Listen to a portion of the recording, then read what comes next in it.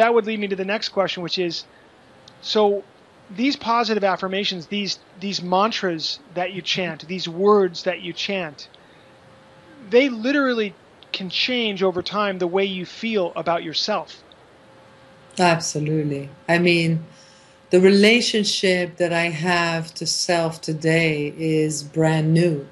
And it's based most of the time, you know, in love and compassion, not all the time. That's not a reality for me right now. But most of the time I'm able to generate or connect the dots in, you know, in a jiffy to like loving self, to being compassionate with self. And I have my moments, you know, like we all do. But there's something very powerful about that. That it reestablishes that sort of neural network that you can literally reprogram your mind, your mental body, and your whole body through chanting. And you know, mantra, interestingly, means the light of the mind. Mantra, the light of the mind. I mean, incredible. Well, with its applications for recovery are obvious, but I'll state the obvious and see if you have some comment about that. People who are struggling with addiction usually have very strong minds. And what I mean by that is that their mind is often overactive. It works on them and is very powerful, sort of like kind of like the pit bull that doesn't let go of the bone. It's just sort of the mind is on you, and it yeah, right, and it's like sort of the monkey mind, if you will. Yeah.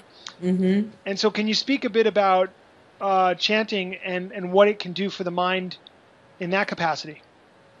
Yeah, well, it's interesting. I remember my first chanting experience. I was so in my ego about like, what is this? Like, this is some crazy, weird shit. Don't want it, nothing to do with it. I still remember, you know, my first experience at Krishna Kard's house, actually, and there was something that happened eventually when I let go. To be able to chant authentically from the heart, you have to let go of your ideas. You have to surrender your mind, and you have to surrender your ideas and the prison that you've built inside of yourself, which is your ego.